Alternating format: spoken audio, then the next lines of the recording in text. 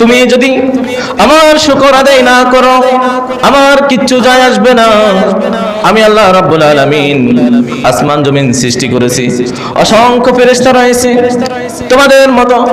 পৃথিবীর মধ্যে যত মানুষ রয়েছে তার চেয়েও বহুগুণ মানুষ ফেরেশতা আমার আসমানের মধ্যে বসবাস করে। এদের কোনো কাজকর্ম নাই, এদের কোনো ডিউটি নাই, ডিউটি শুধু একটাই, তারা সব সময় আমার প্রশংসায় নিয়োজিত। আমার আর কত সুনামের দরকার, তারাই তো সব সময় আমার সুনাম নিয়ে ব্যস্ত।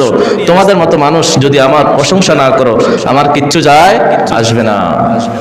ওই কারণে আল্লাহ রাব্বুল আলামিন বলেন, আলাম তারা আন্নাল্লাহা ইয়াসজুদু লাহু মান ফিস সামাওয়াতি ওয়াল আরদ।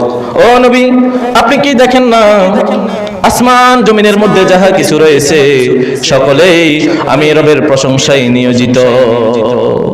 আসমানবাসী অসংখ্য অগণিত হিসাববিহীন কত ফেরেশতা আছে আল্লাহ ছাড়া কেউ জানে না। পৃথিবীর জমিনে কত ফেরেশতা আছে আল্লাহ ছাড়া কেউ জানে না। তারা সকাল সন্ধ্যায় আল্লাহ রাব্বুল আলামিনের প্রশংসায় নিয়োজিত। এই কারণে সবসময় আমাদেরকে আল্লাহর শুকর আদায় করতে হবে। আল্লাহ যে আমাকে ভালো রেখেছেন, সুস্থ রেখেছেন। আমি যেই জায়গায় আছি ওই জায়গায় অনেকে আসার জন্য দিন রাত পরিশ্রম করতেছে কিন্তু আমাকে ধরতে পারছে না। কিন্তু আমি আমার জায়গা থেকে হতাশ ভোগ করি, মনে হয় যে আমি সফলতা দেখি নাই, আল্লাহ আমাকে ভালো রাখে নাই। কিন্তু আমি যে জায়গায় আছি এটাই আমার জন্য অনেক